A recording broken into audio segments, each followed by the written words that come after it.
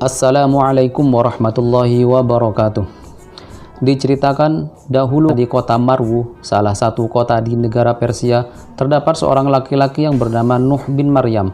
Ia adalah seorang pemimpin sekaligus qadhi kota tersebut. Ia adalah seorang laki-laki yang banyak mendapatkan nikmat juga harta benda yang melimpah. Ia juga seorang bapak yang memiliki seorang anak gadis yang sangat cantik, baik dan menarik. Sungguh sempurna sekali kecantikannya. Telah banyak para pembesar, petinggi, atau pemuda-pemuda kaya yang datang untuk melamarnya. Tetapi tidak ada seorang pun dari mereka yang datang dapat membuat tertarik hati Syekh Nuh bin Maryam untuk melepaskan anak gadisnya. Karena melihat putrinya sudah waktunya menikah tetapi belum menemukan sosok yang cocok sebagai pendamping putrinya, Syekh Nuh bin Maryam merasa gundah dan susah menghadapi masalah ini. Jika aku memilih salah satu dari mereka, maka sebagian yang lain tentu akan merasa kecewa, kata Syekh Nuh bin Maryam. Syekh Nuh bin Maryam memiliki seorang budak laki-laki yang bernama Mubarak. Ia adalah seorang budak yang berasal dari India dan merupakan seorang budak laki-laki yang sangat bertakwa. Beliau memiliki kebun yang sangat luas. Kebun tersebut ia tanami dengan berbagai macam pohon, buah-buahan, juga tumbuh-tumbuhan.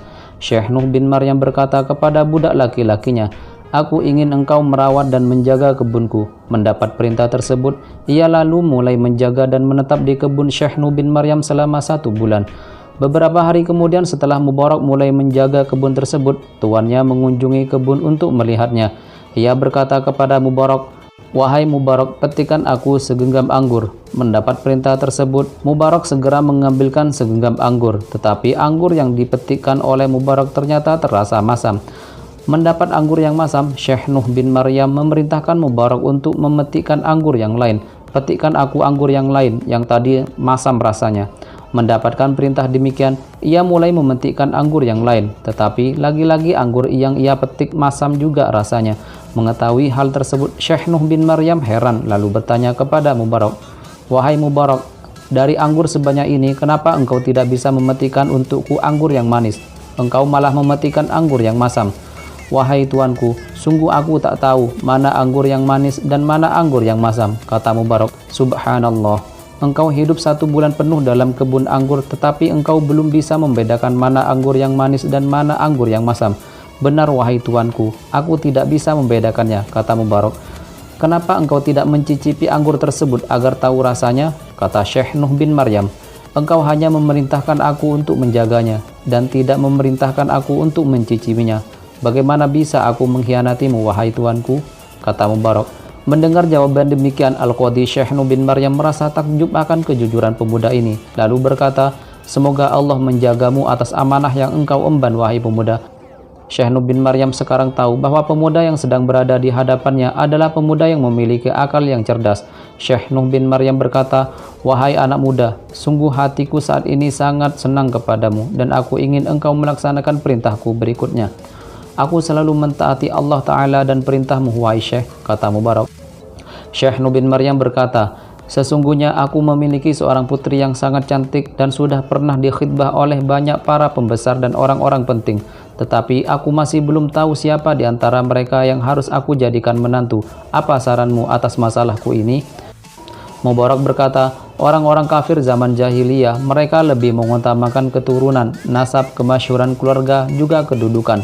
Orang-orang Yahudi dan Nasrani lebih mengutamakan keelokan dan kecantikan. Pada masa Nabi Muhammad SAW, para sahabat lebih mengutamakan kebaikan agama juga ketakwaan. Sedangkan di zaman kita sekarang, dalam mencari menantu, para orang tua lebih mengutamakan banyaknya harta benda. Oleh karena itu, wahai Syekh, Anda bebas menentukan pilihan Anda dari 4 hal ini." Mendapat jawaban demikian, Syekh Nuh bin Maryam berkata, "Wahai pemuda, aku lebih memilih calon yang kokoh agamanya, bertakwa dan amanah. Oleh karena itu, aku ingin menjadikan engkau sebagai menantuku, karena aku sungguh telah menemukan kebaikan agama yang kokoh juga amanah pada dirimu. Juga engkau adalah pemuda yang memiliki kemuliaan diri, juga penjagaan diri yang bagus." Mendengar ucapan tuannya, Mubarak berkata, "Wahai tuan, saya adalah seorang budak yang berasal dari India dan berkulit hitam yang telah engkau beli dengan hartamu. Kenapa engkau malah ingin menikahkan aku dengan anakmu? Mengapa engkau malah memilihku dan ridho kepadaku? Berdirilah bersamaku menuju rumahku untuk berembuk masalah ini," kata Syekh Nuh bin Maryam.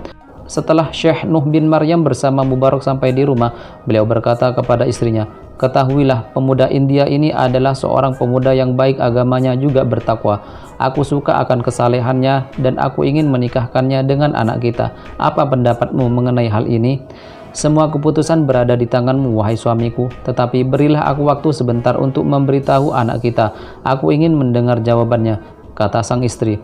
Sesampainya istri Syekh Nuh bin Maryam kepada anaknya, ia berkata kepadanya tentang keinginan ayahnya.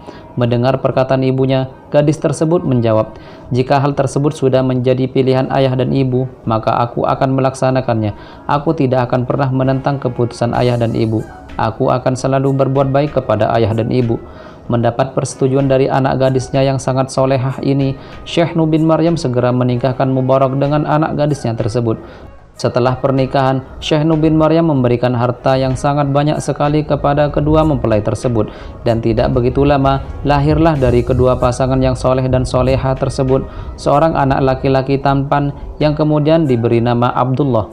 Dialah anak yang kelak sangat terkenal di kalangan ulama Islam dengan nama Abdullah bin Mubarak, seorang ulama besar yang memiliki banyak ilmu, zuhud, dan banyak meriwayatkan hadis-hadis Nabi Muhammad SAW.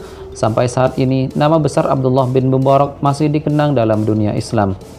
Wallahu a'lam bishawab. Wassalamualaikum warahmatullahi wabarakatuh.